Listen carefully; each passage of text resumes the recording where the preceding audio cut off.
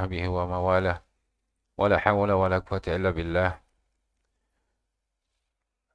Amma ba'du, para asatiz dan asatizat hadirin ahli majlis yang dimuliakan Allah Subhanahu wa taala. Alhamdulillah, syukurillah atas segala nikmat serta karunia Allah Subhanahu wa taala yang pada siang hari ini kita dilimpahkan nikmat iman, nikmat Islam, nikmat sehat wal afiat sehingga dapat kita melanjutkan lagi kajian kita pada siang hari ini, yaitu pembacaan kitab Sunan At-Tirmizi yang akan kita bahas tentang masalah sholat al-khawf. Namun sebelum kita memulai dan kita awali kajian kita pada siang hari ini, mari sama-sama kita baca suratul Fatihah. Kita mohon kepada Allah Subhanahu wa ta'ala, mudah-mudahan dengan keberkahan Fatihah ini pahalanya disampaikan kepada pengarang daripada kitab Jami' as-Sahih atau Sunan Tirmizi, yaitu kepada Al-Hafiz Abi Isa Muhammad bin Isa bin Sarah, dan juga kepada para masyayikh kita, wabil khusus Syekhina Al-Allamah Musnidid Dunya Syekh Muhammad Yasin ibn Muhammad Isa Al-Fadani Al-Makki, summa li ruhi Sayyidina As-Sayyid Abdullah bin Muhammad Siddiq Al-Qumari Al-Maghribi, summa li ruhi Sayyidina Sayyid Abdul Aziz bin Muhammad Siddiq Al-Qumari Al-Maghribi, summa li ruhi Sayyidina Syekh Al-Arif Billah Ibrahim ibn Daud Al-Makki, dan juga kepada orang tua kita yang telah mendahului kita dan juga sanak saudara kita, dan tidak lupa pula kita membaca suratul Fatihah khusus untuk khadim hadhihi zawiyah. Mudah-mudahan Allah Subhanahu wa taala memelihara keluarganya juga dan juga para muhibbinnya, serta Allah Subhanahu wa taala memberikan kemudahan baginya dan juga diberikan rezeki yang banyak yang halal, dapat untuk menjalankan daripada dakwah pada Allah Subhanahu wa taala, dan semoga dijadikan para generasinya generasi yang bermanfaat bagi dunia akhirat. Ala hadhiniyah wa kullu niyatin salihah wa ila hadratin Nabi Mustafa Rasulillah sallallahu alaihi wasallam. Al-Fatihah. A'udzu billahi minasyaitonir rajim. Bismillahirrahmanirrahim. Alhamdulillahi rabbil alamin arrahmanir rahim maliki yaumiddin. إياك نعبد وإياك نستعين اهدنا الصراط المستقيم صراط الذين أنعمت عليهم غير المغضوب عليهم ولا الضالين آمين.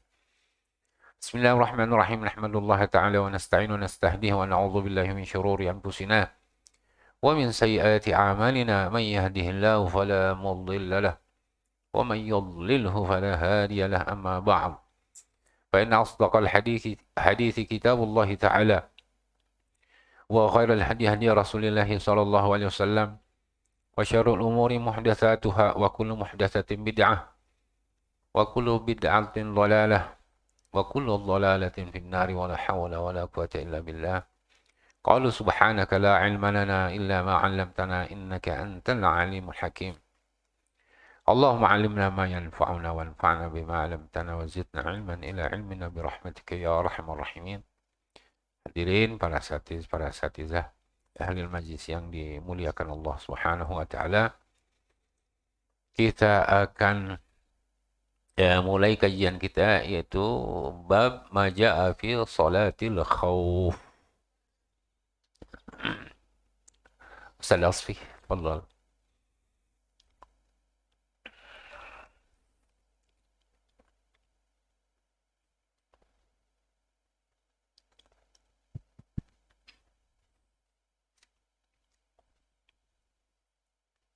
بسم الله الرحمن الرحيم. قال الإمام أبو عيسى الترمذي رحمه الله ونفع به وعلومه آمين يا رب العالمين. باب ما جاء في صلاة الخوف. وبسندكم المتصل إلى الإمام أبي عيسى الترمذي رحمه الله قال حدثنا محمد بن عبد الملك بن أبي الشوارب قال حدثنا يزيد بن زريع قال حدثنا معمر عن الزهري عن سالم عن معمر عن الزهري عن سالم عن أبيه رضي الله عنهما عبد الله نعم بن عمر نعم عبد أن الله بن النبي عمر صلى الله عليه وسلم الله صل صلى عليه. صلاة الخوف بإحدى الطائفتين ركعة والطائفة الأخرى مواجهة العدو ثم انصرفوا فقاموا في مقام أولئك وجاء أولئك فصلى بهم ركعة أخرى ثم سلم عليهم فقام أولئك فقضوا ركعتهم نعم وقام هؤلاء فقضوا ركعتهم. نعم. قال أبو عيسى هذا حديث صحيح. مم. وقد روى موسى بن عقبة عن نافع عن ابن عمر مثل هذا. مم. قال وفي الباب عن جابر وحذيفة وزيد بن ثابت وابن عباس وابي هريرة رضي الله عنهم وابن مسعود وسهل بن أبي حثمة وأبي عياش الزرقي واسمه زيد بن صامت وأبي بكرة. قال أبو عيسى وقد ذهب مالك بن أنس في صلاة الخوف إلى حديث سهل بن أبي حثمة وهو قول الشافعي. وقال أحمد قد روي عن النبي صلى الله عليه وسلم صلاة الخوف على أوجه وما أعلم في هذا الباب إلا حديثا صحيحا وأختار حديث سهل بن أبي حثمة. وهكذا قال إسحاق بن إبراهيم قال ثبتت الروايات عن النبي صلى الله عليه وسلم في صلاة الخوف ورأى أن كل ما روي عن النبي صلى الله عليه وسلم في صلاة الخوف فهو جائز وهذا على قدر الخوف. قال إسحاق ولسنا نختار حديث سهل بن أبي حثمة على غيره من الروايات. وبه إليه قال حدثنا محمد بن بشار قال حدثنا يحيى بن سعيد القطان قال حدثنا يحيى بن سعيد الأنصاري عن القاسم بن محمد عن صالح بن حوات بن جبير عن سهل بن أبي حثمة أنه قال في صلاة الخوف قال يقوم الإمام مستقبل قبلة وتقوم طائفة منهم معه وطائفة من قبل العدو ووجوههم إلى العدو فيركعوا بهم ركعة ويركعون لأنفسهم ويسجدون لأنفسهم سجدتين في مكانهم ثم يذهبون إلى مقام أولئك ويجيء أولئك فيركع بهم ركعة ويسجد بهم سجدتين فهي له ثنتان ولهم واحدة ثم يركعون ركعة فيسجدون سجدتين. قال أبو عيسى قال محمد بن بشار سألت يحيى ابن سعيد عن هذا الحديث فحدثني عن شعبة عن عبد الرحمن بن قاسم عن أبيه عن صالح بن خوات عن سهل بن أبي حثمة عن النبي صلى الله عليه وسلم بمثل هذه حديث يحيى بن سعيد الأنصاري. وقال ليحيى اكتبه إلى جنبه ولست أحفظ الحديث ولكنه مثل حديث يحيى بن سعيد الأنصاري. قال أبو عيسى وهذا حديث حسن صحيح لم يرفعه يحيى بن سعيد الأنصاري عن القاسم بن محمد وهكذا روى أصحاب يحيى بن سعيد الأنصاري موقوفا ورفعه شعبة عن عبد الرحمن بن القاسم ابن محمد. وروى مالك بن أنس عن يزيد بن رومان عن صالح بن خوات عن من صلى مع النبي صلى الله عليه وسلم صلاة الخوف فذكر نحوه. وقال أبو عيسى هذا حديث حسن صحيح. وبه يقول مالك والشافعي وأحمد وإسحاق. وروي عن غير واحد أن النبي صلى الله عليه وسلم صلى بإحدى الطائفتين ركعة فكانت للنبي صلى الله عليه وسلم ركعتان ولهم ركعة. قال أبو عيسى أبو عياش الزرقي اسمه زيد بن صامت.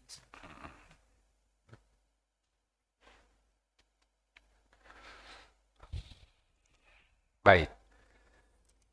Jadi kajian yang akan kita baca dan kita bahas tentang masalah salat al-khauf. Ini salat khauf nih jarang dipraktekin, ya.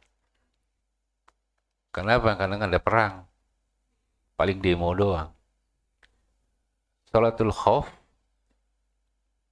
yang akan kita bahas ini itu tentang masalah hukum dan kaifiyah, cara bagaimana melakukan salatul khauf.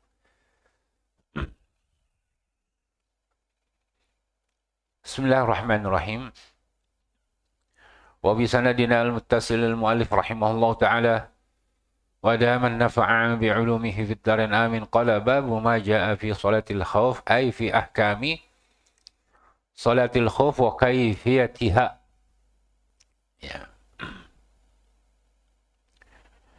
Salatul khauf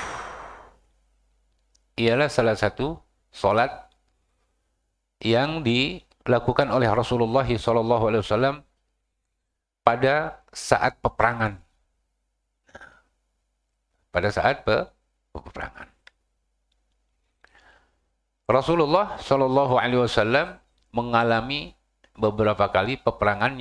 Yang pertama yaitu ketika terjadinya peperangan di Ghazwatu Asfan. Ghazwah Asfan. Kemudian Ghazwah Zatir Qa. Ya. Lalu peperangan Baton, ya, Batni Nakhlin. Lalu peperangan Ziqaradin. Jadi ada 4 peperangan, sebanyak 24 salat dilakukan di dalam peperangan tersebut oleh Rasulullah SAW dan juga para sahabat-sahabatnya. Sehingga apa? Salatul khauf itu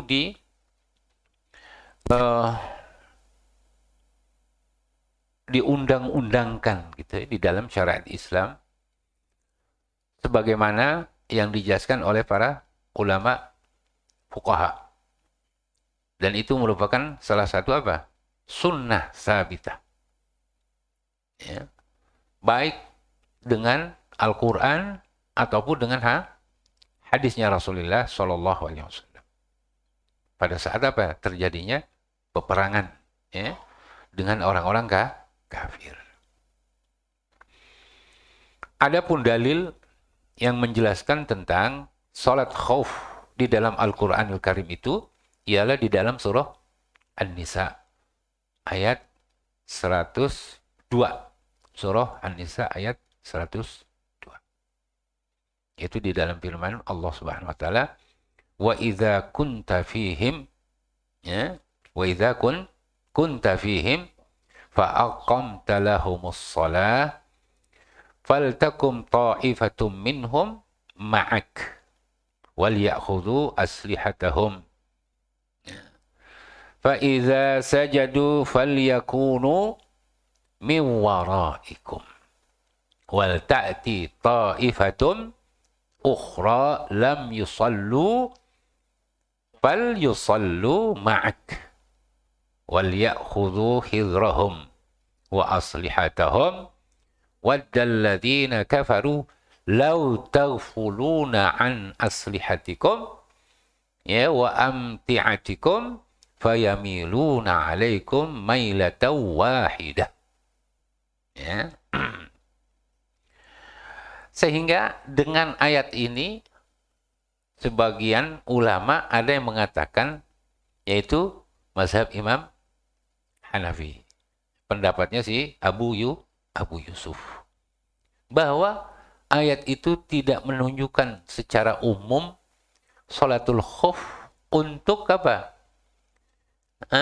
untuk halayak ramai, kecuali kepada Rasul. Dengan alasan apa? Dengan alasan yaitu wa idza kunta fihim.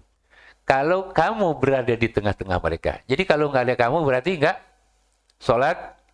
salatul khauf. Jadi seakan-akan khitab ini maksus kepada Rasulullah SAW. Tapi itu dijawab oleh para ulama bahwa pendapat itu adalah pendapat yang dianggap syadz, ya, oleh para ulama minal muhaddisin juga dan juga fuqaha.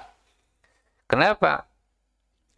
Karena jumhur ulama itu menjadikan dalil ini sifatnya sifatnya mustamir. Tidak hanya sebatas di zamannya Rasulullah SAW, dan khitab itu, seruan itu tidak hanya berlaku kepada Rasulullah SAW. Coba di dalam hadis dikatakan, sallu kama ra'aitumuni. Rasulullah sholat gak waktu itu? Sholat kan? Nah udah kita lihat sholat, ya berarti kita disuruh sholat, sudah selesai. Ya, itu pakai hadis. Kemudian di dalam ayat dikatakan, oleh Allah Subhanahu wa taala apa namanya? Khudz min shadaqah min awalin shadaqatan tutahhiruhum wa tuzakkihim. Kalau nggak dari Rasulullah berarti nggak zakat. Kan jadi kan alasannya Abu Yusuf dianggap apa? Dianggap syadz oleh sebagian para ulama, jamaahir ulama mengerot gitu. Menyangkal, menyanggah terhadap pendapatnya Abu Yusuf. Abu Yusuf itu dari kalangan Imam Hanafi kan? Nah, sehingga dengan khitab tersebut, dengan seruan itu berlakulah secara apa tadi? Ya, secara syar'i di dalam hukum melakukan sholat khauf pada saat terjadinya pertempuran, atau ma'arakah, peperangan antara kaum muslimin dan kaum kafirin. Ini menunjukkan esensi daripada sholat yang begitu luar biasa, dalam keadaan darurat bagaimanapun, harus apa? Harus dilaksanakan sholat. Jadi nggak ada alasan orang, kita ini lagi begini, begitu. Rasulullah lagi perang aja sholat, kemana ente? Ya. Baru ngojek aja ninggalin sholat. Rasulullah perang, masih tetap sholat dan berjamaah. Ya. Jadi di mana masyakotnya bagi kita sekarang? Nggak ada masyakotnya, nggak ada alasan gitu. Ya. Jadi ini ulama ini menjadikan dalil ini adalah salah satu upaya harus apa? Harus kita mempertahankan tentang masalah sholat. Karena sholat itu adalah imaduddin. Ya. Kalau yang lain ini kan cuma aksesoris doang ya. Yang lainnya aksesoris. Kalau nggak ada tiangnya, percuma apaan yang dimaksesorisin? Ambruk semua. Itu yang harus apa? Yang harus menjadi satu acuan bagi kita di dalam upaya mempertahankan dan juga menjaga, memelihara daripada sholat. Dan juga sholat berjamaah. Itu menurut apa? Para ulama. Kemudian di ayat ini, kita juga bisa mengambil salah satu hikmah dan faedah. Bagaimana upaya orang-orang kafir. Di dalam melakukan segala daya dan upaya mereka agar supaya kita ini dapat dikalahkan. Dan ayat ini mustamir. Mulai dari saat diturunkan oleh Allah Subhanahu wa taala sampai hari kiamat, itu menjadi menjadi landasan bagi kita. Mana yang harus kita perhatikan di dalam masalah peperangan? Peperangan ini udah usai apa belum? Belum usai. Peperangan ini belum usai. Masih berlanjut. Ya. Coba kalau kita melihat di dalam ayat yang tadi di dalam surah An-Nisa itu ayat 102. Yang pertama apa? Allah Subhanahu wa taala mengingatkan kepada kita agar supaya apa? Kita itu dalam keadaan hadar, waspada. Nah, waspada kan? Apa dikatakan? Wal ya'khudh, kemudian wahdharhum wa aslihatahum. Ini kan merupakan salah satu apa? Perintah. Perintah itu berlangsung atau berlanjut apa? Sebatas ketika Rasulullah perang. Masih berlanjut dan terus sampai hari kiamat. Ya. Kenapa? Waddalladzina kafaru. Ini dia nih ilatnya. Karena kita harus apa? Senantiasa dalam posisi dan dalam kondisi kita itu dalam apa? Harus bersiaga, ya. Wadallu bersiaga. Kenapa? Waddalladzina kafaru. Karena apa? Orang-orang kafir itu berharap, menginginkan, terhadap siapa nih? Terhadap kaum muslimin. Apa? Lau taghfuluna. Kalau seandainya saja kita lengah. Nah, kan lengah kan? Maka kita nggak boleh lengah di dalam menyikapi berbagai macam upaya dan usaha mereka. Di dalam apa tadi? Memperlemah daripada sufuful muslimin. Sekarang diperlemah nggak safnya orang muslim? Kelihatan kan? Tapi orang muslim ngeh apa enggak? La yantabihun. Mereka enggak apa? Enggak sadar. Ya, enggak bangkit ketika safnya orang muslim itu diperlemah. Kayak kita lihat saja sekarang. Yang diributin Israel. Nah, orang-orang Arab sekarang apa? Pada dukung semua. Ya kan? Alasannya ini diplomasi, ini politik, ini dunia. Ya emang dulu kita hidup di dunia. Rasulullah dulu di dunia dimusuhin. Nah, kan gitu. Apa alasannya sekarang? Jadi ayat ini nggak berlaku ya, sama orang-orang yang tadi itu. Ya. Yang bisa apa? Yang dalam kelalaian dan dalam kelengahan dan dalam kelemahan. Ya. Jadi waddalladzina kafaru law takfuluna an aslihatikum. Kalau kita lengah terhadap senjata kita. Nah, mana senjata kaum muslimin? Ayo. Berarti apa kita? Kaum muslim ini harus kuat. Dari semua aspek. Ya. Enggak hanya sekedar ilmu. Enggak sekedar ilmu saja. Peralatan yang canggih pun harus kita miliki. Gitu. Nah, kita repotnya nih jadi konsumen doang, nggak jadi produsen. Jadi kita nggak punya logistik. Ya. Kenapa? Karena diributin dengan masalah dapur. Gitu. Dengan soft kita sendiri udah berantakan. Bagaimana kita mau memposisikan diri kita ini sebagai apa? Sebagai umat yang memiliki kemandirian. Padahal Allah itu, ini udah berapa ribu tahun nih. Ayat ini ngomong udah beribu tahun nih. Nah sekarang berapa ulama tuh yang jelaskan masalah sholatul khauf. Mana esensinya? Jadi bukan hanya sekedar praktek saja. Harus ada tatbiki gitu ya. Implementasinya nih harus gitu. Realisasinya harus. Yang pertama itu diingatkan oleh Allah Subhanahu wa taala bahwa daya dan upaya orang-orang kafir masih akan terus berlanjut. Walaupun enggak secara langsung dia itu melakukan upaya-upaya tipu daya mereka.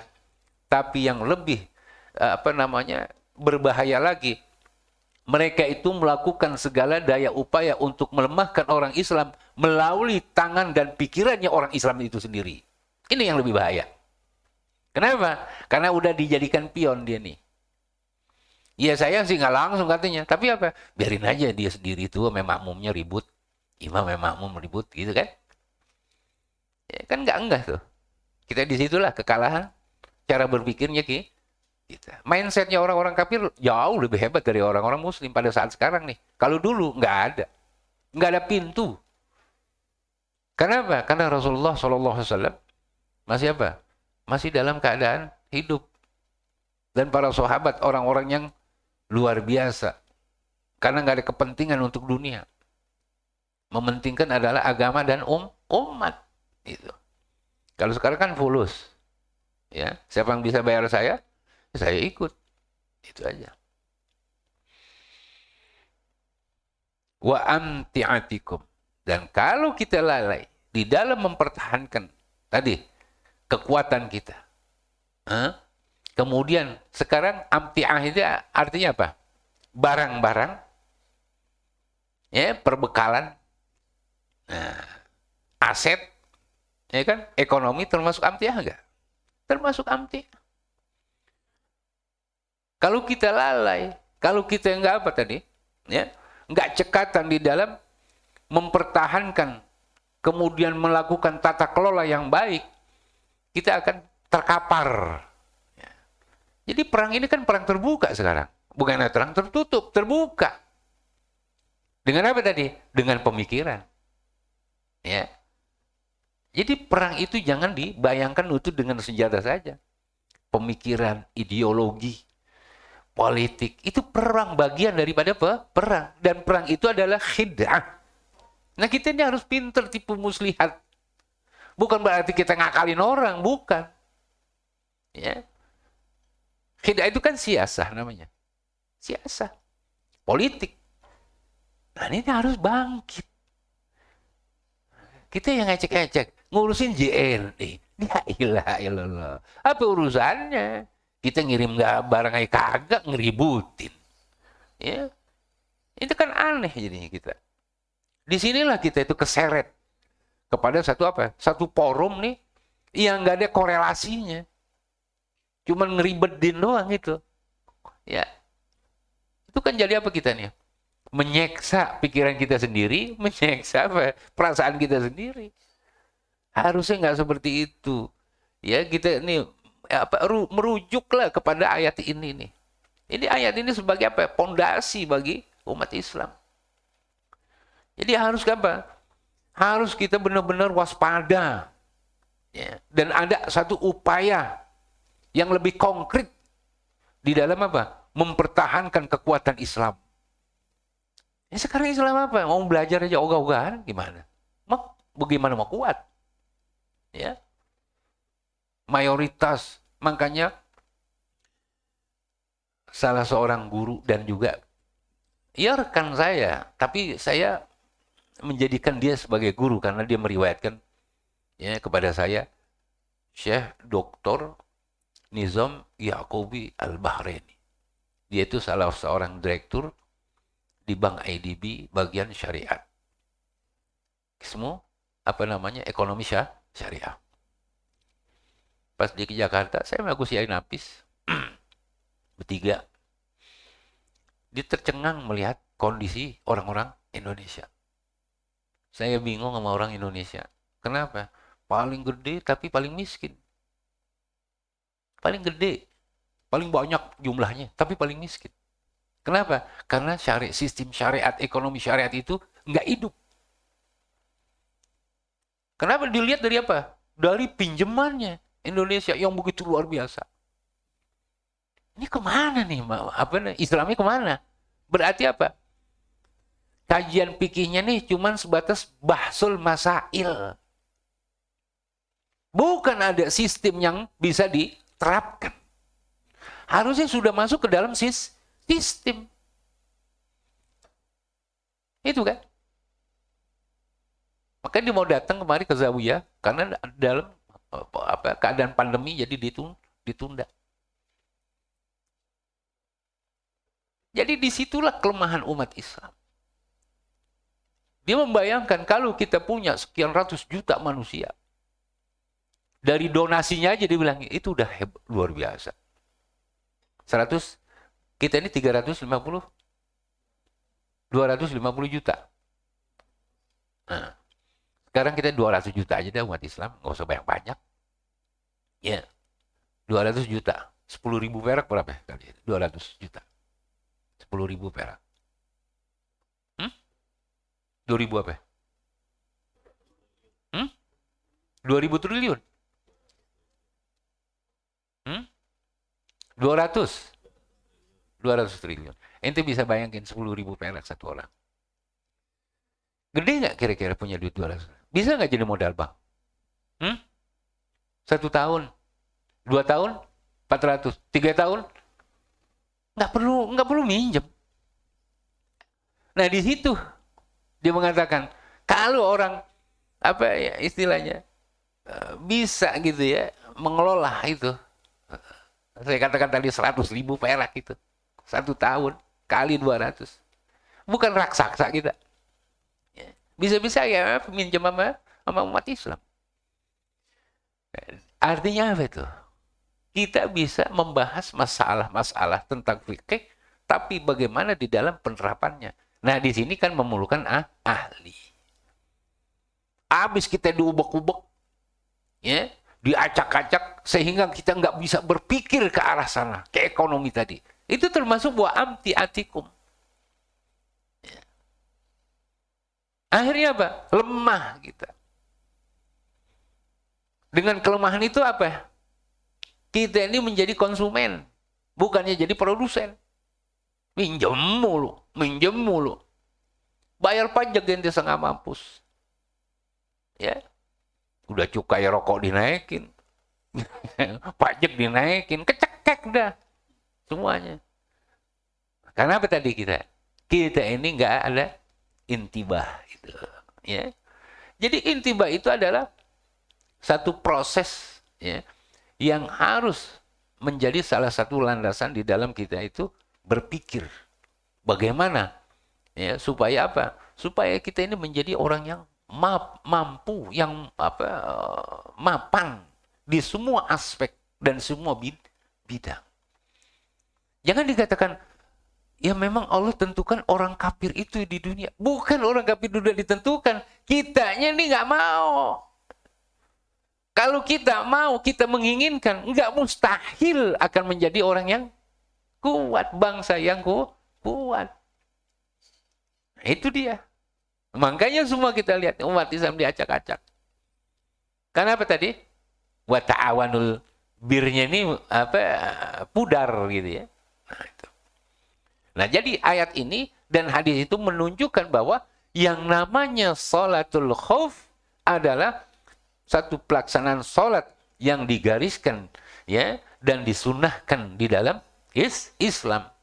Esensi sholat itu bahwa harus memperhatikan di dalam berbagai macam keadaan dan kondisi, sholat itu tidak boleh menjadi apa? Menjadi alasan untuk ditinggalkan. Sampai ketika terjadinya peperangan, ya, yang begitu sengit, sholat pun nggak boleh tertinggal. Mau ngadep bagaimana aja, mau cara sujud bagaimana aja, masih dibolehkan. Dari sekian rakaat, dibolehkan 1 rakaat. Hanya sekedar untuk mengingat kepada Allah. Ente bisa bayangin tuh, di diskon begitu banyak.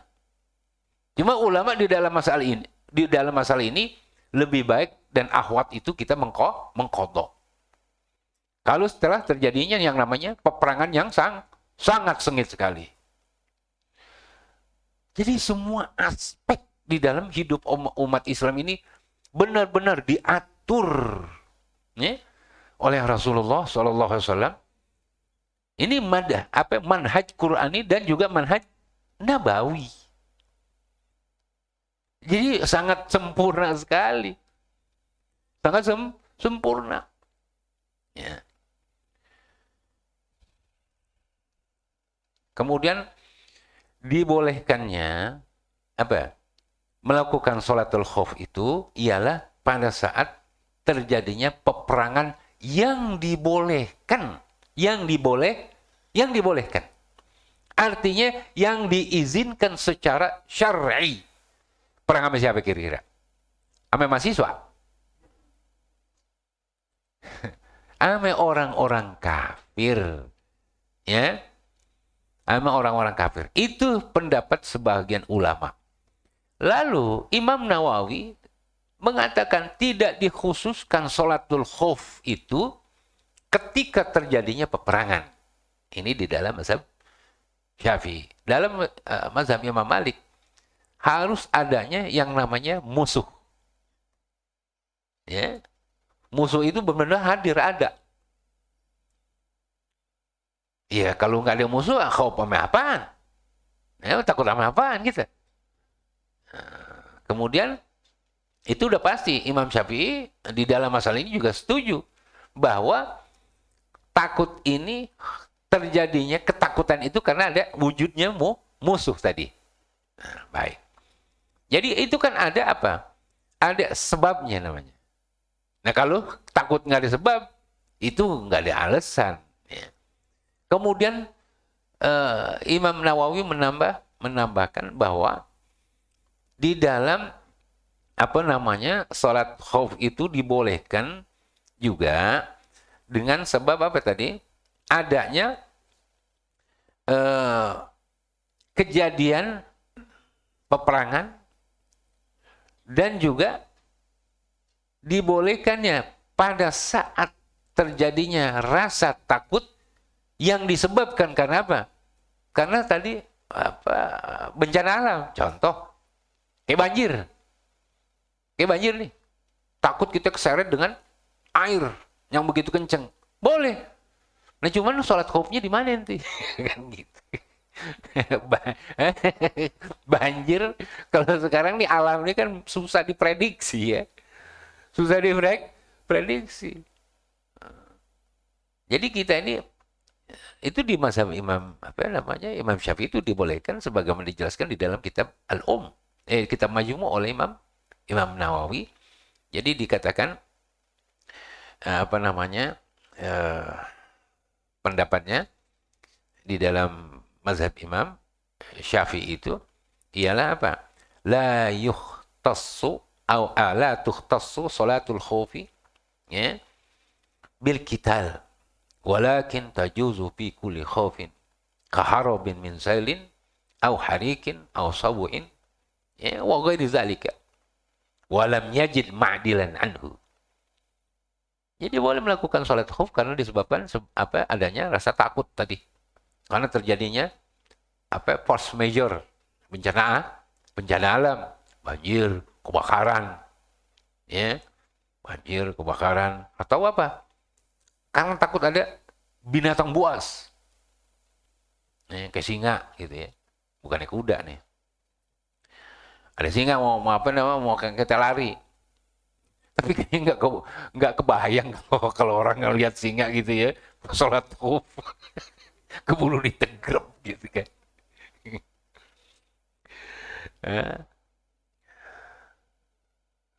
Atau apa? Adanya kita at-tariq gitu. Ya, kalau kita bilang penyamun ya, garong yang akan mengancam keselamatan badan dan barang. Itu juga dibolehkan di dalam mazhab Imam Syafi'i untuk melakukan sholatul khauf. Baik. Jadi tadi sholatul khauf itu dilakukan oleh Rasulullah SAW di 4 peperangan sebanyak 24 sholat. Ya. Kemudian dalilnya sudah jelas. Ayatnya ada. Hadisnya ada. Menjadi satu landasan argumentasi disunnahkannya sholat khauf. Ya. Baru hadis yang menjelaskan tentang sholatul khauf yaitu fi ahkamiha wa kaifiyatiha. Ya.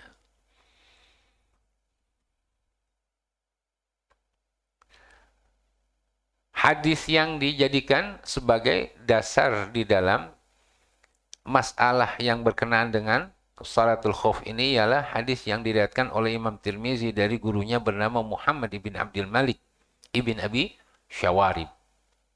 Ya, dari Yazid ibn Zurai, dari Ma'mar, dari Zuhri yaitu Ibnu Syihab, dari Salim, dari ayahnya yang bernama Abdullah ibn Umar radhiyallahu taala anhu.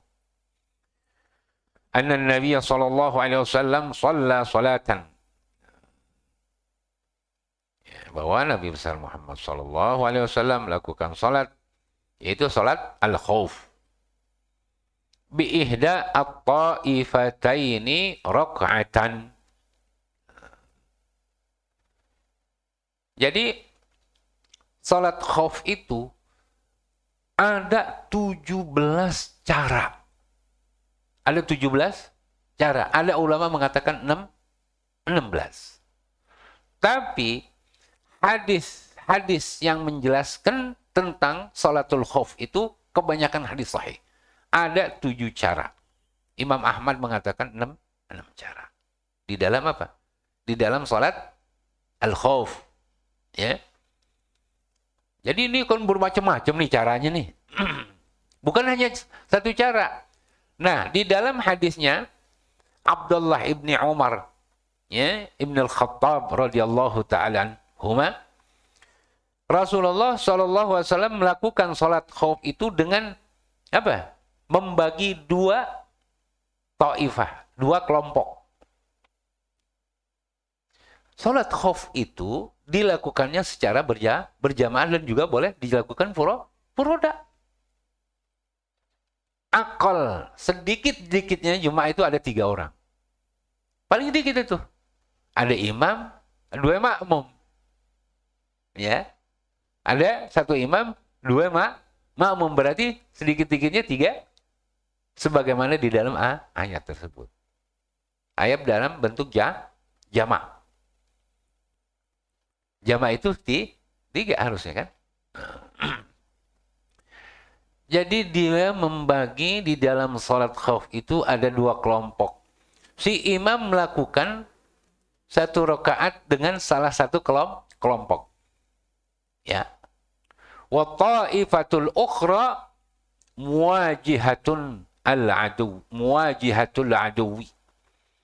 Sedangkan kelompok yang kedua ialah kelompok yang mengawasi terhadap gerak-geriknya musuh.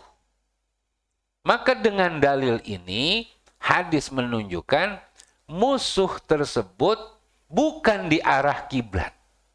Karena kalau di arah kiblat nggak perlu diawasin oleh kelompok yang lain. Karena kedua kelompok ini, kedua ta'ifah atau kedua shaf ini melihat kepada musuh. Jadi ini ada yang bertugas. Salah satu kelompok bertugas mengawasi musuh. Ini hampir sama nih di dalam ayat tersebut. Jadi seakan-akan menjelaskan dan mempertegas terhadap ayat Al-Qur'an, yaitu dari hadis siapa?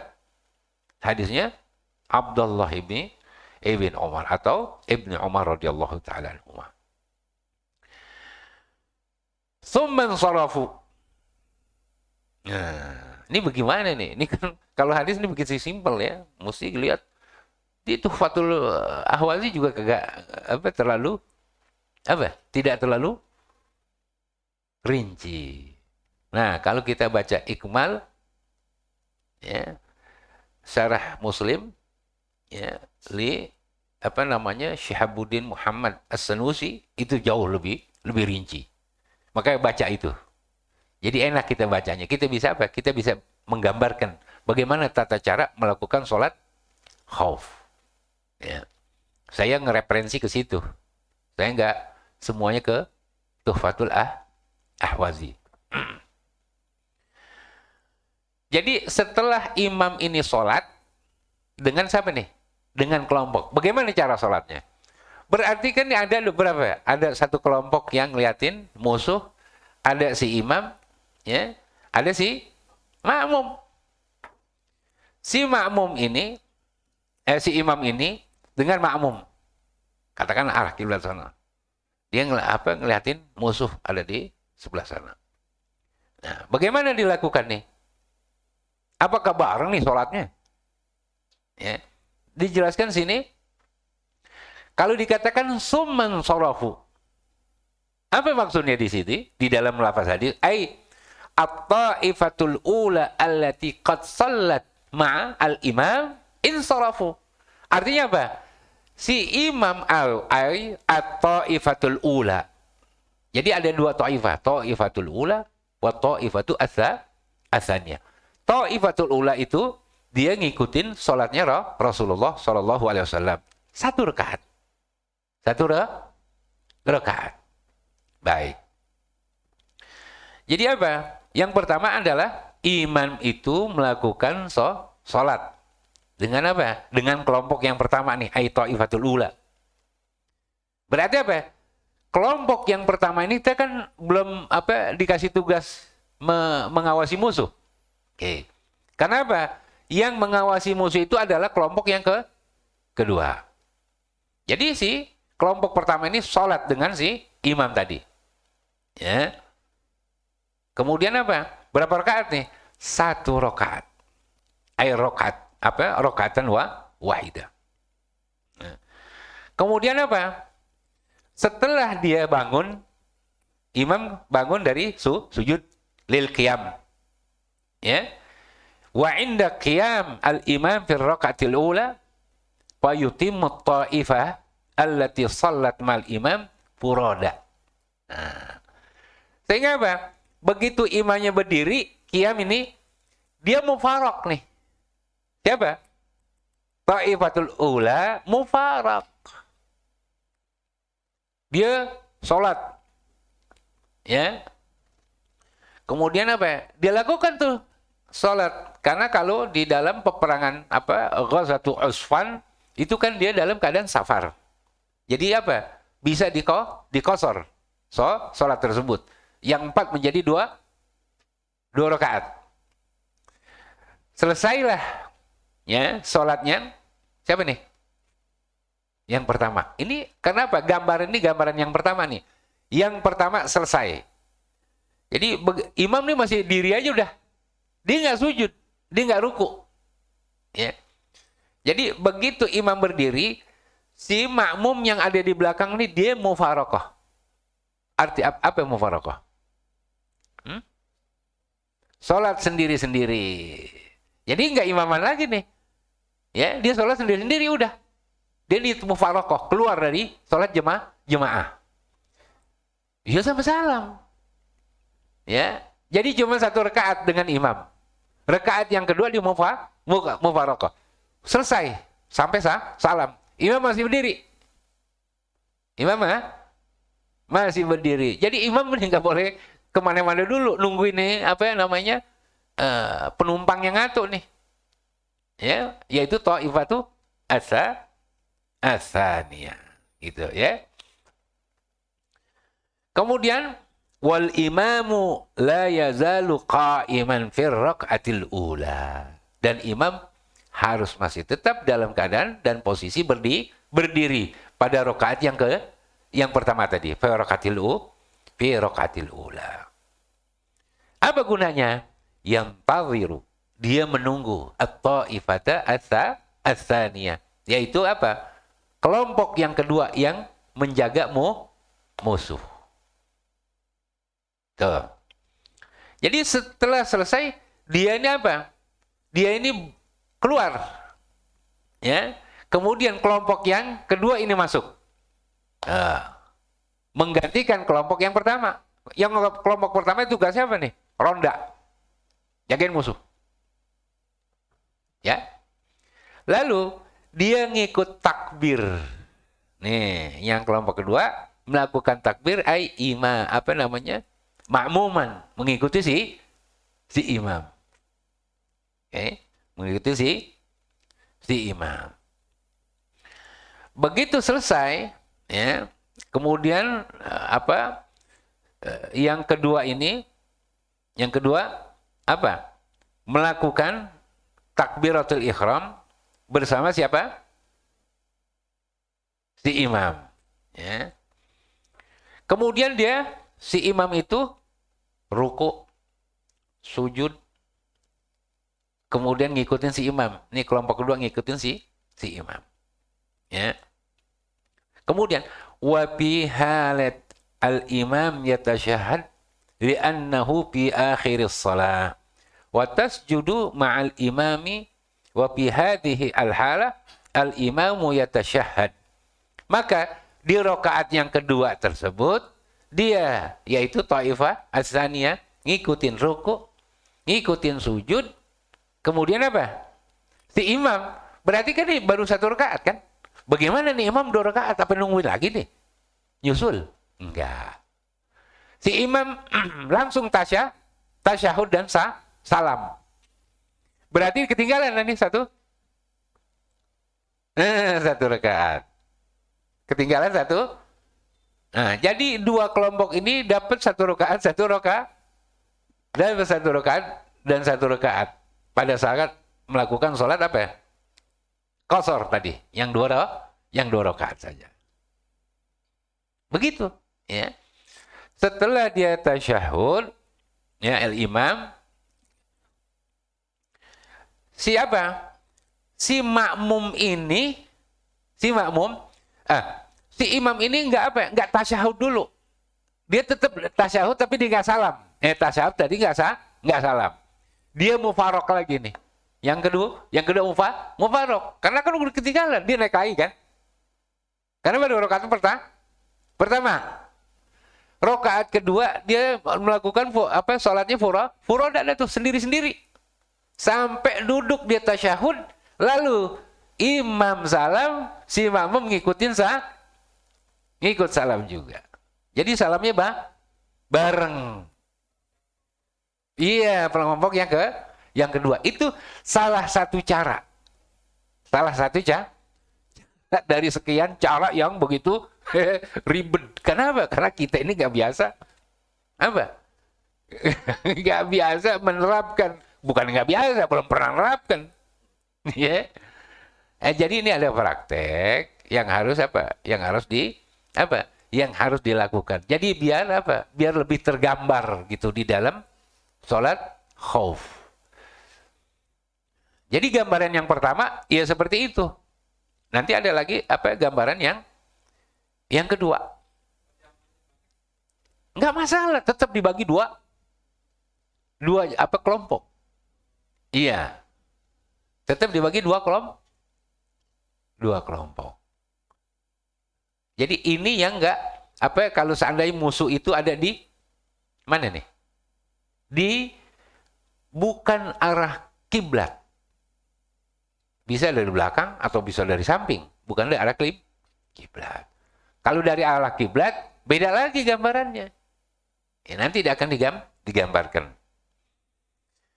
Jadi ini sama nih seperti yang ada di dalam surah An-Nisa ayat ayat surah An-Nisa itu yang 102. Hadisnya Abdullah ibni Umar radhiyallahu taala anhu, setelah ay insarafu ay ta'ifah al-ula lati qad salat ma'an Nabi sallallahu alaihi wasallam, kemudian fa'aqamu faqamu, siapa itu? At-ta'ifah al-ula fi maqamil ulaik. Kemudian dia berpaling keluar dari safnya imam, artinya mufaraqah. Lalu dia menempatkan di posisi Ta'ifatus Tsaniyah. Ta'ifatul Ula menempati Ta'ifatus Tsaniyah, kemudian Ta'ifatus Tsaniyah menempati Ta'ifatul Ula. Jadi yang jaga kemudian ngikutin imam. Kan gitu ya. Jadi kelompok yang pertama diganti ini oleh kelompok yang kedua yang saya udah gambarkan tadi. Berarti mufaraq kan? Mufaraq. Udah keluar. Karena apa? Karena dia udah rapi duluan nih. Dia keluar udah. Ya. Waja'a ulaika ay al-ta'ifat as-saniyah. Kemudian fasalla bihim rakatan ukhra. Lalu dia melakukan salat rakaat yang keduanya tuh. Kalau imam kan bagi yang kedua. Berarti makmum juga yang kedua kan. Melakukan terhadap salatnya siapa? Imam yang kedua. Tapi makmum baru satu. Taifah as-saniyah. Tsumma salama alaihim. Lalu setelah dia melakukan salat rakaat yang pertama tadi dengan imam, dia mufaraq. Ketika imam itu dalam keadaan tasyahud. Imam enggak salam dulu, nungguin omprengan. Ini belum komplit nih penduduk kan gitu ya. Yang mau ngikut gitu. Nah, dia main dulu. Begitu rapi duduk bareng-bareng dengan si imam pada rakaat keduanya si kelompok yang kedua tadi. Begitu selesai, dia salam bareng si imam.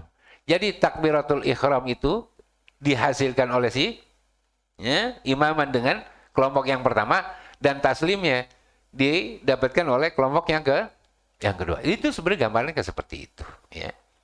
Itu yang lebih gampang kelihatannya. Summa salam alaihim ay ma'ahum jami'a faqama haula'i faqadaw rak'atahum wa qama haula'i faqadaw rak'atahum. Jadi ada yang berbeda di dalam tata cara itu, ada beberapa hadis. Hadis itu kesemuanya sahih, ya.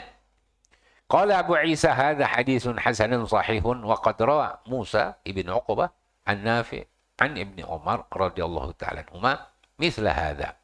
Ya, jadi ini hadis sahih kenapa? Karena ada lagi mutabaah yang lainnya, yaitu yang diriwayatkan dari Musa ibn Uqbah dari Nafi dari Sayyidina Abdullah bin Umar. Qala wa fil babi Jabirun. Ya, an Jabir. Nah, ini terkenal Jabir ibn Abdullah juga banyak meriwayatkan tentang hadis salat khauf. Wa Zaid ibn Thabit wa Ibn Abbasin wa Abi Hurairah wa Ibnu Mas'udin wa Sahal ibn Abi Hasmah. Nanti ada itu hadisnya yang dijelaskan. Ya. Jadi hadisnya Sahal ibn Abi Hasmah ini menjadi apa? Menjadi rujukan di dalam apa? Mazhab Imam Malik. Wa Abi Ayyash Az-Zuraqi, ya, yang namanya Zaid ibn Samit. Wa Abi Bakrah. Jadi ini banyak para ruwat minas sahabat meriwayatkan tentang tata cara salat al-khauf.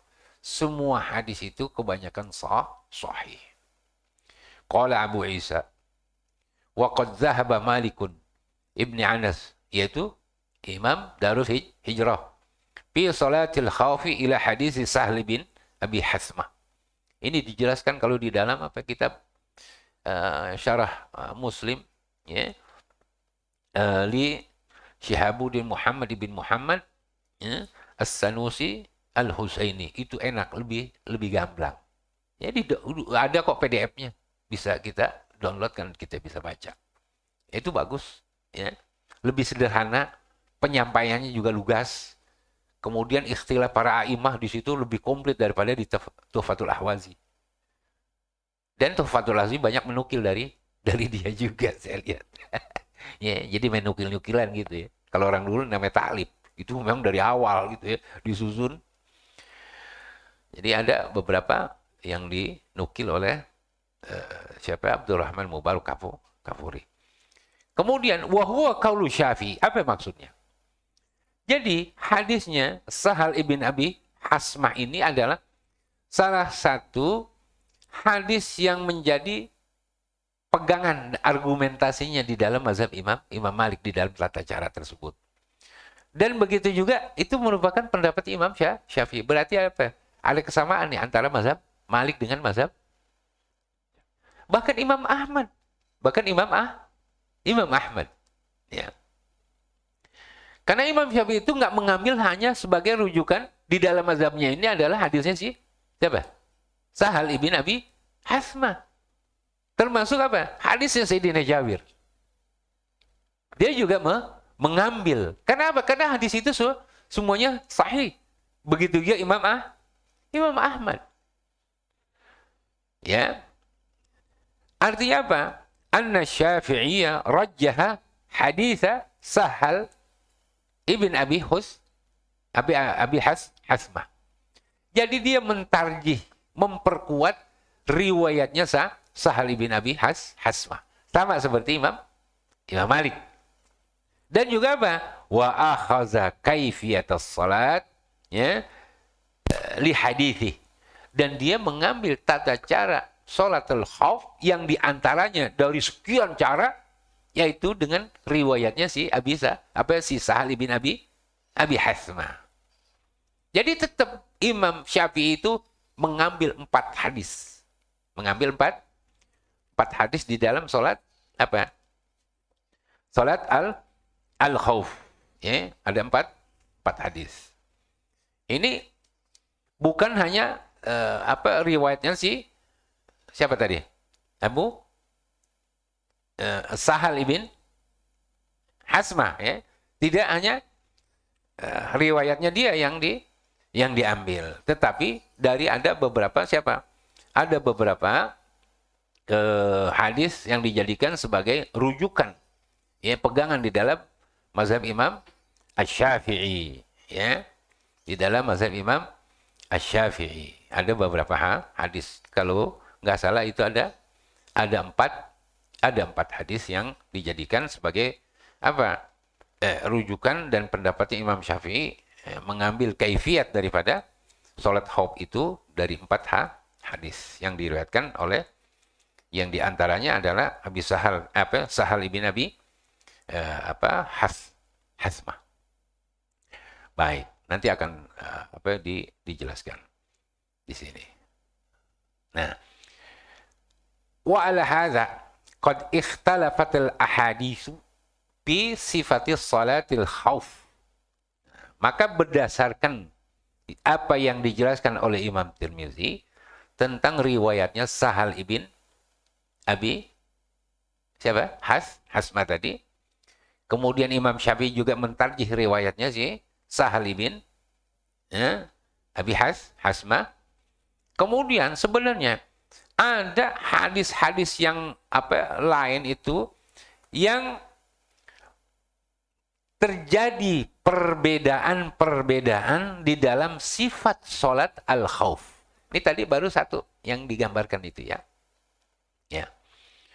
Kemudian Imam Syafi'i itu menjelaskan di dalam kitab Kita rujuk di dalam kitab yaitu di dalam sholat al-khauf. Ya. Sehingga Imam Syafi'i dia menjelaskan 4 cara di dalam mazhabnya tentang sholat al-khauf. Ada 4 cara. Dari hadis siapa saja? Yang pertama dari hadis Ibni Umar. Annahu sallallahu alaihi wasallam ya.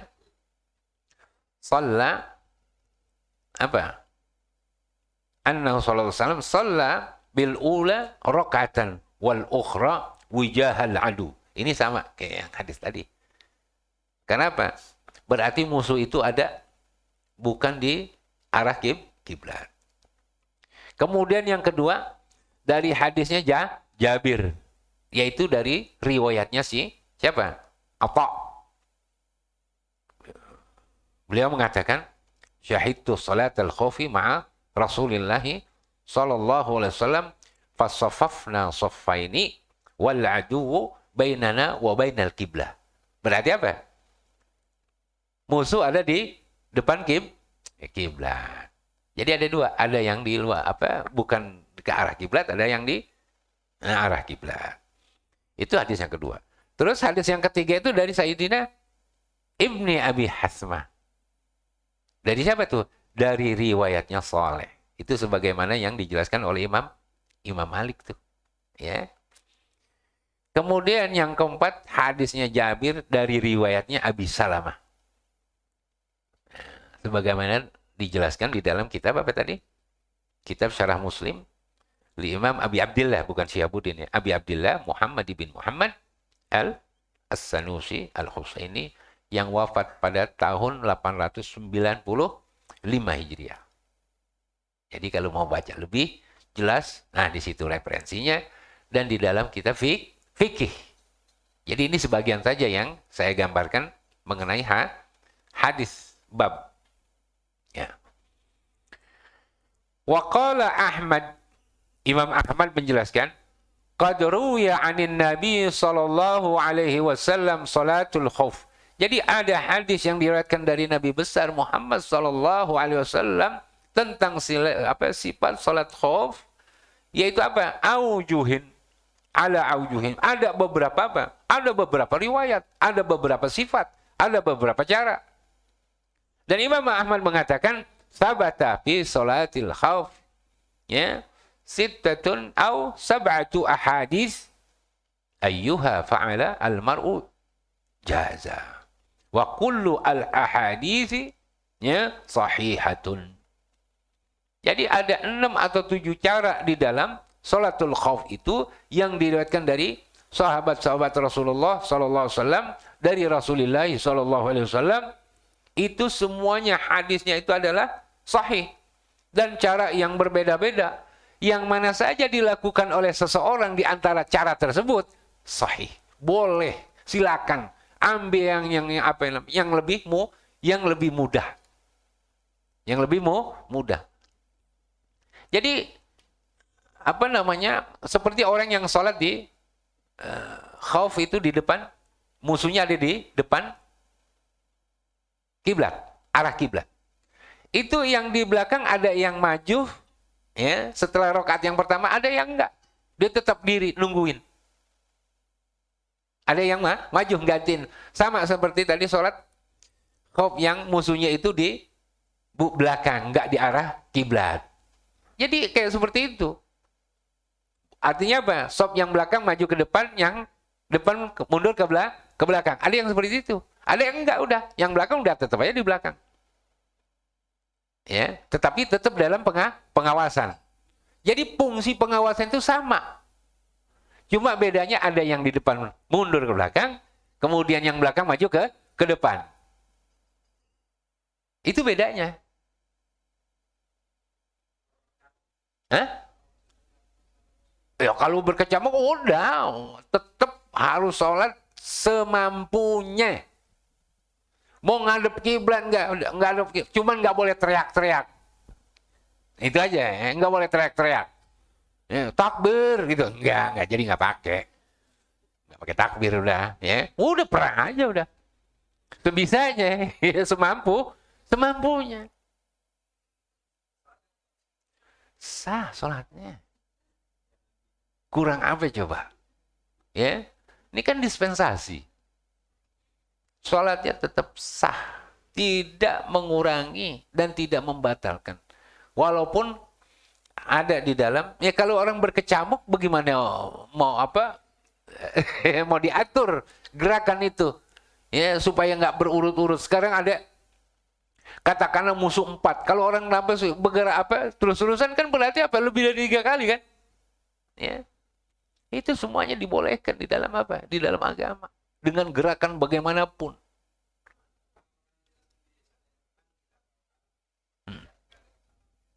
Tetap kalau salam atau tidak salam, ketika terjadi kecamuk itu kan bisa dengan isyarat. Jadi bukan ngulangin langsung, kalau langsung kita ditebas di samping bagaimana? Salam itu boleh dengan isyarat. Karena apa? Karena di dalam sujud aja boleh dengan isyarat. Boleh dengan isyarat. Kayak kita ini udah nggak bisa bergerak lagi. Jadi sholatnya pakai apa? Pakai isyarat kan? Palanya di sepak gitu. Kan nggak bisa, kalau mau salam kan nggak bisa ngikut itu kan? Berarti kan yang isyarat apanya? Mata. Kalau mata yang nggak bisa, isyarat dalam apa namanya? Dalam suari, gambaran saja kan gitu. Isyarat itu namanya. Jadi bukan isyarat itu nggak harus dengan gerakan saja. Berarti apa itu tadi sholat? Fungsinya sholat itu sangat luar biasa. Dan apa ya, janganlah gitu ya sampai digampangin gitu. Gampang, nggak bisa. Itu harusnya kita menjadi apa? Satu acuan di dalam masalah sholatul khauf itu. Ya. Itu yang diriwayatkan oleh Imam Ahmad. Ada beberapa cara. Ada 6 atau 7. Dan semuanya hadis itu sahih. Wa hakadha qala Ishaq ibn Ibrahim. Qala thabatatir riwayatu anin Nabi sallallahu alaihi wasallam fi salatil khauf. Jadi ada beberapa hadis. Bahkan tadi di dalam keterangannya Tuhfatul Ahwazi itu ada yang mengatakan 16, ada yang mengatakan 17.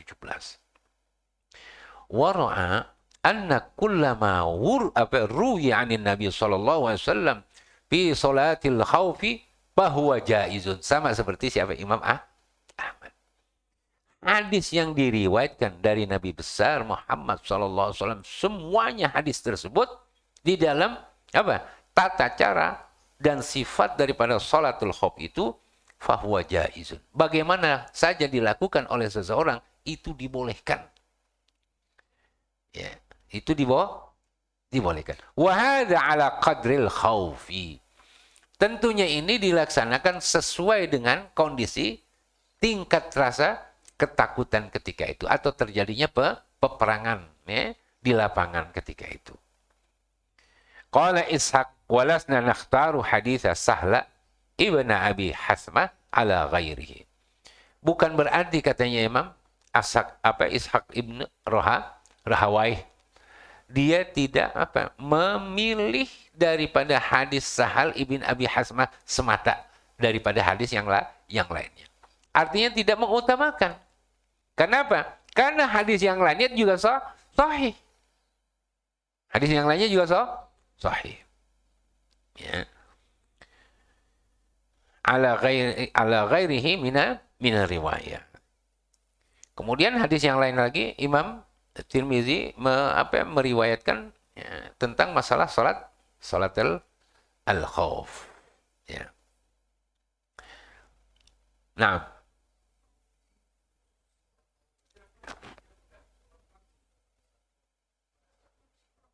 itu salat fardu. Kalau salat sunnah kan nggak wajib kan. Ini yang menyangkut masalah salat apa?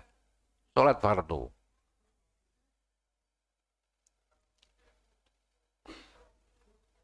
Iya, kalau terjadinya peperangan itu waktu zuhur, katakan kita khawatir. Kalau seandainya apa? Kita nggak sholat, akan keluar daripada waktu aslinya. Maka kita lakukan, istilahnya, nggak perlu nunda waktu itu. Kita lakukan. Kalau dalam keadaan apa? Memungkinkan itu. Nah, kalau sekarang nih yang jadi masalah, pakai nunggu. Ngomong senjata, dulu kan pakai pedang. Artinya apa? Perangnya mubarozah. Kalau sekarang, diem-diem perangnya. Tahu-tahu dor mati.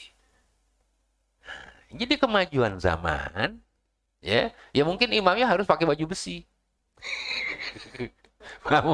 anti pelor gitu ya. Nah, ini kan ada perbedaan tentunya antara apa itu kejadian yang dialami oleh Rasulullah SAW dengan zaman modern pada saat sekarang ini, gitu. Nah sekarang pakai udara, gimana sholatnya? Jaga di mana itu udara, ya kan? Tetapi bukan berarti ini terhapus, tidak. Pelaksanaan sholat itu harus dilakukan, harus berjalan gitu. Nggak bisa apa? Dengan kondisi yang berbeda karena apa alatnya modern lalu apa? Berhenti sholat nggak bisa, nggak juga. Ya. Hah?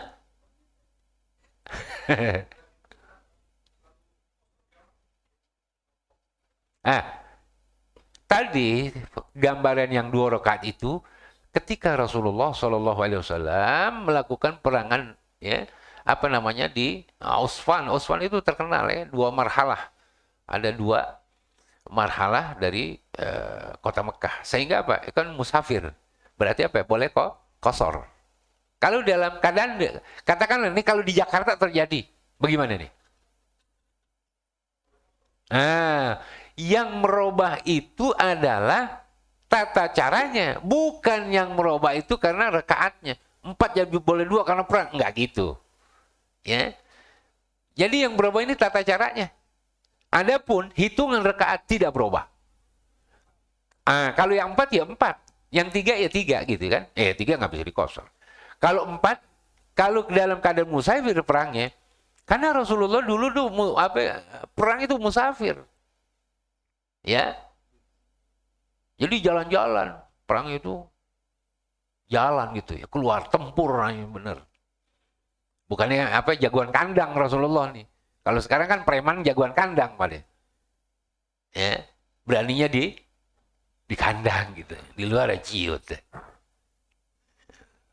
Nah, jadi Rasulullah benar-benar orang-orang yang termasuk orang-orang luar biasa gitu ya. Nah, kalau di dalam musafir itu yang 4 boleh di kosor menjadi 2 rakaat. Tapi bagaimana yang 4? Gitu. Ya pelaksanaan sama seperti yang 2. Iya. Jadi maka disitulah itu kurang lebih ada 7 ya gambaran di dalam sholat al-khauf. Makanya kalau kita mau bahas secara rinci, mulai yang dari 3 rakaat maghrib bagaimana nih? Ya, kalau subuh sama yang lainnya. Yang bisa dikosor. Nah, kalau 4 rakaat. Jadi ada 2, ada 4, ada 3. Ya. Sehingga apa? Itu bisa kita melihat secara gamblang di dalam penjelasan ranah apa itu? Fikih. Ranah fikih. Dan kalau kita mau melihat tata caranya juga sama seperti di dalam kitab fikih itu di antara tadi kitab secara muslim. li Abi Abdillah Muhammad bin Muhammad As-Sanusi Al-Husaini. Di dalam kitab apa? Kitab khutbah sebelum sholat Jum'ah. Sebelum kitab Al-Jum'ah. Sholat Jum'ah. Itu dibahas. Gamblang. Semua hadisnya ada. Dijelaskan satu persatu.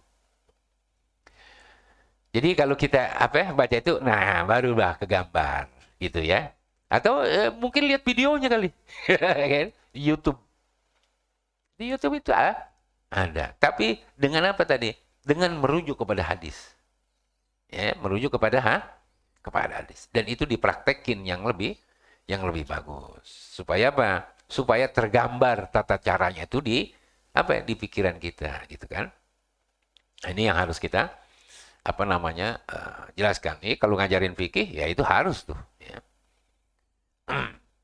Nah, sekarang yang jadi masalah ini bagaimana sholat khauf? Jadi sholat khauf itu bisa dilakukan ketika musuh itu ada di depan musuh, gimana? Ya. Idza kana al-adu fi jihati al-qiblah. Sekarang kalau ada musuh di depan kiblat. Ya di arah kiblat. Bagaimana nih? Pertama, imam harus membagi makmumnya menjadi dua bagian atau lebih. Safain au aksar. Kemudian wa yusalli al-imamu bihim jami'an. Taruh kita dua makmum nih, dua kelompok. Oke? Ada dua saf. Pertama dia ngikut imam itu sama-sama. Satu gerakan pada awal sholat tadi. Jadi si dua makmum ini, dua saf itu ngikutin imam.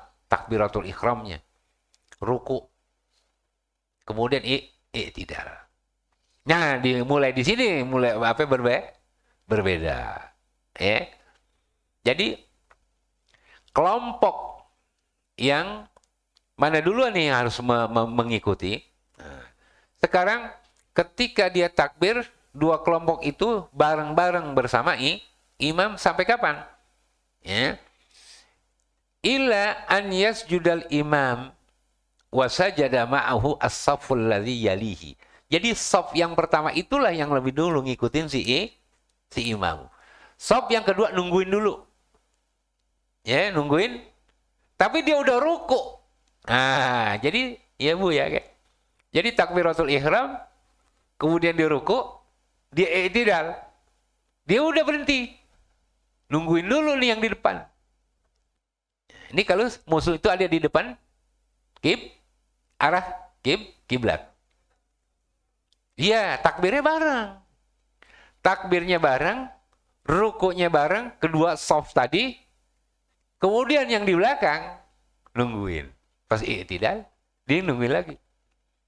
Ya. Apa tujuannya?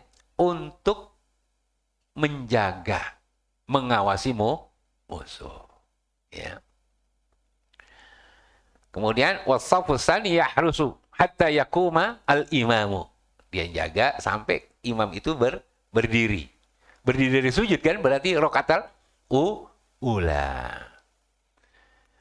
Kemudian ketika rakaat yang masuk rakaat yang kedua ini, ya, walladzi fis saffi tsani, yaitu yang di belakang sekali, ya, la yarka fir rakaatil ula. Dia tidak ruku pada rakaat yang pertama tuh.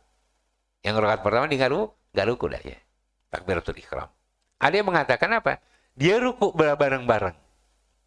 Dia ruku bareng-bareng. Kemudian waktu dia sujud, dia nggak ikut. Dia nungguin imam dulu. Wassafu tsani la yarka. Jadi di dalam gambaran yang lainnya, saf yang pertama itu cuma ngikutin takbiratul ihram saja. Lalu apa? Dia nungguin imam, wa yantaziru al-imam, kemudian dengan apa? Dengan saful awal illa an yakuma, sampai benar-benar imam dan saf yang pertama itu dia berdiri tegak. Jadi yang bagus apa? Yang di saf yang pertama ini dia tidak ruku. Yang di akhir tidak ruku. Jadi cuma takbiratul ihram tok. Itu yang Dianggap apa ya? Lebih dekat tata caranya itu. Setelah diri si imam dengan saf yang kedua tadi, ya, tegak, dan ia memasuki apa ya? Rokat yang kedua berarti kan? Ya. Kemudian apa? Artinya apa? An-saf ats-tsani mutakhallifun 'anil imam. Berarti yang saf yang kedua kan dia ketinggalan kan? Mutakhallif, ketinggalan dari apa? Dari gerakan imam, cuman dapat apanya doang. Takbiratul ihram, ya. Apa yang ketinggalan? Ruku dengan sujud. Tinggalan tuh. Karena imam udah qiyam, udah ketinggalan 2 gerakan, berarti udah selesai tuh. Dianggapnya. Kalau di dalam sholat biasa. Tapi ini berbeda. Ini di dalam sholat al-khauf. Dia masih dapat jemaah nggak kalau orang ngikutin imam tadi? Masih dapat jemaah. Nih jemaahnya kedapatan di takbiratul ihram. Siapa nih? Shaf yang kedua? Yang kedua. Oke? Baik.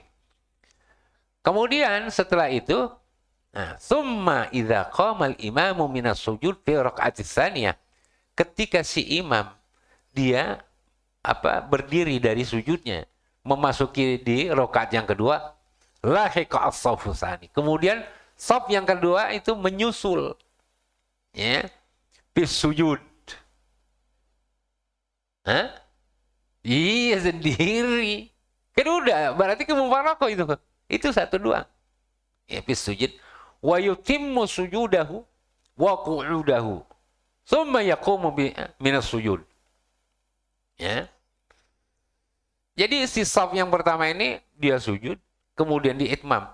Nah, jadi yang benar nih, yang benar di dalam masalah ini, si shaf yang kedua yang bagus, ya, yang benar nih, dia takbiratul ihram dan dia ruku. Dia takbiratul ihram dan dia ruku. Setelah ruku, dia nggak ngikutin sujud sama imam yang di belakang. Nah, itu yang bagus, yang benar kayak seperti itu, ya. Falahiqa al-imam. Kemudian pada rakaat yang kedua nanti baru dia nyusul sujud. Tapi udah sendiri ketinggalan kan?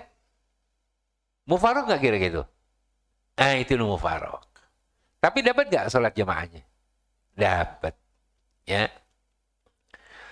Kemudian setelah itu apa? Tsumma yaqumu minas sujud. Was-shaful awal qa'imun. Gantian. Ya. Sekarang tinggal apa? Yang pertama nih yang ketinggalan kan? Nah, karena apa? Dia mufaraq udah. Tadi giliran yang kedua. Sekarang bagaimana nih? Shaful awal qa'imun yahrusu ala khalfal imam. Jadi di shaf imam sama shaf awal dia diri, yang belakang ngerjain sholat itu. Dia sujud. Kemudian dia diri lagi kan? Atau dia langsung tahiyat. Nah, ini ada 2 cara. Wa firaq at-tsaniyah wa sajada al-imam bis-shaffil ladzi harasa awwalan. Ya, jadi shaf yang kedua sujud, ya, di rakaat yang kedua ini oleh al-imam. Wa huwa as-shaffu tsani wa kharasa al-akhar yaitu shaful awal giliran jaga fakana, ya, qad raka'a wa tadala bil imam. Fa idza jalasa al-imam lit-tasyahhud ba'da sujudihi falahiqa as-shaffu alladhi yahrusu bis-sujud wa yatasahhad wa tasyahhad mal imam kilahuma. Nah, hanya nanti yang sama itu ketemunya pada saat tasyahud. Ya. Jadi ini gambaran yang ketiga nih. Jadi wa yatasyahhad mal imam kilahuma ay kila saffaini. Ya, ma'an. Fa yusallimu al imam bihim jami'a. Jadi ketika salamnya bareng-bareng. Takbirnya bareng-bareng. Ruku sama sujudnya beda-beda. Gitu. Jadi ada yang kedapatan di awal, ada yang kedapatan di akhir. Ya. Kalau gambaran yang ketiga ini salamnya bareng, dapat juga. Awal dan akhirnya bareng. Itu termasuk apa? Termasuk gambaran hadis di dalam Imam Tirmizi ini. Ya. Itu diantara 3 cara itu di dalam sholat sholatul khauf. Kemudian dari Muhammad bin Bashar, dari Yahya bin Sa'id al-Qattan, dari Yahya bin Sa'id al-Ansari. Ini ada 2 Yahya bin Sa'id. ada Yahya bin Sa'id Al-Qattan, ada Yahya bin Sa'id Al-Ansar. Jangan sampai salah nih. Ya. Kalau salah nih, waduh repot. Ya, hadis ini. Anil Qasim bin Muhammad an Salih bin Khawwat Al-Ansari Al-Madani. Ini hadis yang dipegang sama si Imam Malik nih. Ibni Jubair an Sahal ibn Abi Hasmah annahu qala. Jadi Sahal ibn Abi Hasmah ini adalah seorang sahabat yang paling muda. Karena dia dilahirkan tahun 3 Hijriah. Siapa? Sahal radhiyallahu taala anhu. Wa taqum qala yaqumul imamu mustaqbilal qiblah. Ada si imam menghadap kiblat. Wa taqum ta'ifatum minhum ma'ahu. Kemudian yang lainnya juga sama seperti apa? Seperti pada taifah yang pertama. Wa ta'ifatum min qibalil. Nah, ini berarti salat ini tidak musuh itu tidak di arah kiblat, ya. Jadi hampir sama dengan hadis yang hadisul bab. Ya kan? Karena kan bukan di arah kiblat nih musuhnya. Wa wujuhum ilal adu. Kemudian pandangan mereka itu ke arah musuh. Fayarka'u bihim raqatan. Kemudian yang di shaf yang pertama tadi, ya, yaitu pada kelompok yang pertama rukuk bersama siapa nih? Imam, ya. Fayarka'u imamun, itu maksudnya. Bihim bi ta'ifah raqatan wa yarka'una li anfusihim. Nah, ini sama tadi ada mufaraqah. Ya. Wa yasjuduna li anfusihim. Ya. Sajdataini fi makanihim. Tsumma yadhhabuna ila maqamil ulaika. Nah, ini sama seperti apa? Seperti di dalam ayat surah An-Nisa 102 tadi. Jadi ada yang menggantiin gitu. Siapanya? Ta'ifatul ula dan ta'ifat sani. Ta'ifatul ula ngikutin si imam. Ta'ifat sani jaga musuh. Memantau. Begitu selesai rakaat ula masuk rakaat saniyahnya si siapa tadi? Si imam. Dengan ta'ifah atau kelompok yang kedua. Yang pertama gantiin kelompok kedua untuk mengawasi musuh. Nah, kan jadi sama hadis yang tadi. Jadi nggak perlu dijelaskan lagi. Wa yazahuna ila maqami ulaika wa yaji ulaika fayarka'u bihim raqatan wa yasjudu bihim sajdataini fahiya lahu sintani wa lahum wahidatun. Maksudnya apa? Fahiya ai sifatus shalah, makna apa? Fahiya ai bimana ai hadhihi shalah lahu ai lin Nabi sallallahu alaihi wasallam tintani ay raka'atani walahum ay likulli wahidi minat ta'ifataini raka'atan raka'atun wa wahidatun summa yarka'una raka'atan wa yasjuduna sajdataini ay summa yusallimuna. Ini wa hadzal kaifiyah kama fi al hadisil bab. Ya, sama seperti di hadis yang dijelaskan di awal bab tadi. Terus Imam Abu Isa At-Tirmizi menjelaskan, ya, qala Muhammad bin Bashar, sa'altu Yahya bin Sa'id Al-Qattan. Dia bertanya nih siapa? Muhammad bin Bashar, dia bertanya kepada Yahya bin Sa'id Al-Qattan an hadza al-hadis, ya, tentang hadis ini. Yaitu hadisnya siapa tuh? Hadisnya Sahal. Apakah hadis ini marfu atau hadis ini apa? Maqtu. Mauquf. Apakah marfu apa mauquf? Siapa yang bertanya? Bashar, Ibnu Bashar ini bertanya kepada siapa? Kepada Yahya Al-Qattan. Ya. Nah, kemudian maka dengan itu pak hadis nih. Sampaikanlah hadis itu, ceritakanlah hadis itu, ya. Maksudnya apa? Ai fahadditsni Yahya Al-Qattan an Syu'bah. Fahaddatsani. Siapa ya? Haddatsani ai Yahya Al-Qattan an Syu'bah an Abdurrahman ibn Qasim an abihi an Salih ibn Khawwat an Sahl bin Abi Hasmah anin Nabi sallallahu alaihi wasallam. Bimisli hadis Yahya ibni Sa'id al-Ansari. Hadis yang tadi itu sama seperti apa? Seperti hadisnya yang diriwayatkan dari Yahya ibn Sa'id al-Ansari. Padahal Yahya ini al-Ansari hadisnya itu hadis mauquf, bukannya marfu. Kalau Abi Hasman ini marfu apa maksud? Apa namanya? Apa mauquf? Marfu. Ya. Qala li Yahya, ini maqal ucapannya siapa ya? Muhammad bin Bashar. Yahya Al-Qattan dikatakan kepadanya uktubhu ila janbi. Maksudnya apa? Tulislah hadis ini. Hadis yang mana? Yang kamu riwayatkan dari Syu'bah, yang hadis itu adalah hadis yang marfu. Di samping apa? Ila janbihi, di samping hadis yang telah kamu riwayatkan dari Yahya ibni Sa'id al-Ansari. Jadi ada dua hadis. Hadis Sa'id hadisnya Syu'bah dan hadisnya Yahya ibn Sa'id al-Ansari. Kalau hadisnya Syu'bah tadi marfu', kalau hadisnya si Yahya Sa'id al-Ansari itu mauquf. Akan tetapi dijawab sama siapa? Sama Yahya Al-Qattan, saya tidak hafal. Lastu, di sini dikatakan lastu apa? Walastu ahfazul hadis. Yahya Al-Qattan mengatakan saya tidak hafal hadis tersebut. Akan tetapi apa? Walakinna al-hadis al-marfu' mithla hadis Yahya ibni Sa'id al-Ansari.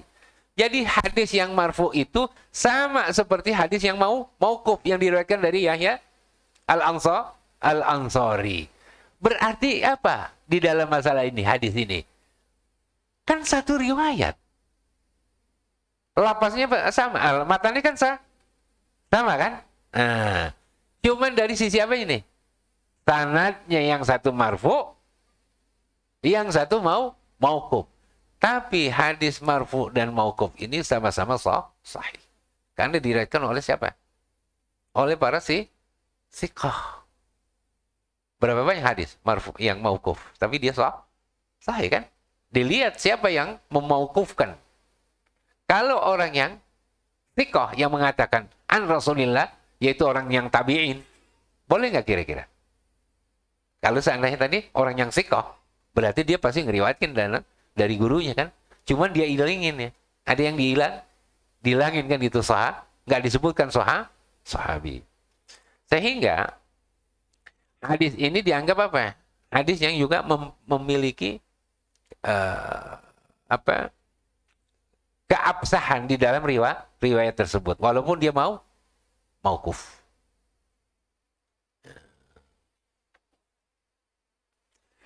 Lam yarfa'u Yahya. Qala Abu Isa hadza haditsun hasanun sahih. Coba lihat.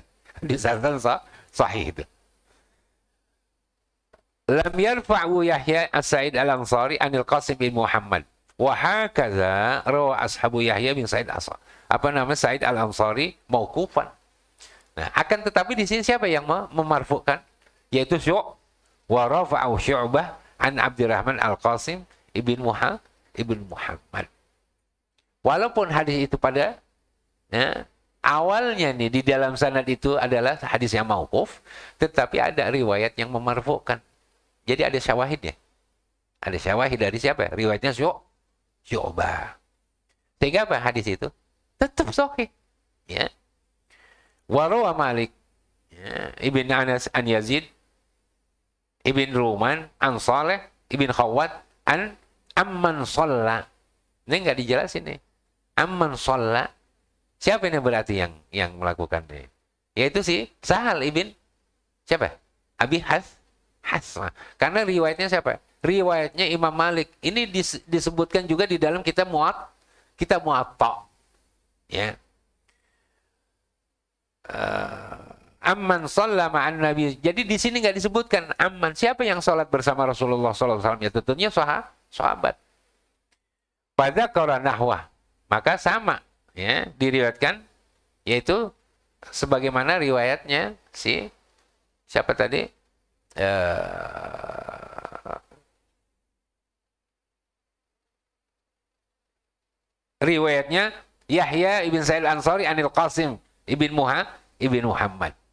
Cuman apa? Dirafa'kan oleh si Syu'bah. Qala Abu Isa hadza hadisun hasanun sahih. Masih hadis yang sahih. Wa bihi yaqulu Malikun wa Syafi'i wa Ahmad wa Ishaq. Maka pendapat ini di dalam hadis yang diriwayatkan dari siapa tadi? Dari Sahal bin Abi Hasma itu adalah pendapat Imam Malik, pendapat Imam Syafi'i, Imam Ahmad dan Ishaq ibn Rahawai. Wa ruwiya an ghairi wahidin, dan juga ada hadis yang diriwayatkan bukan dari salah seorang sahabat. Banyak sekali sahabat meriwayatkan anna Nabi sallallahu alaihi wasallam shalla bi ihda at-taifataini raka'atan. Ini cara yang lainnya lagi. Fakanat lin Nabi sallallahu alaihi wasallam raka'atani wa lahum raka'atun. Artinya Rasulullah melakukan 2 rakaat, tapi setiap kelompok taifah atau shaf awal dan shaf yang kedua itu dia melakukan 1 rakaat bersama si imam. Qala Abu Isa, Imam At-Tirmidzi menjelaskan, Abu Ayyas Az-Zuraqi ismuhu Zaid ibnu Samit. Ya. Ibnu Samit. Ya. Abu Abbas itu namanya. Abu Ayyas.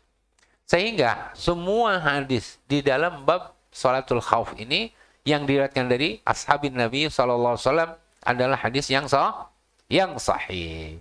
Sehingga apa?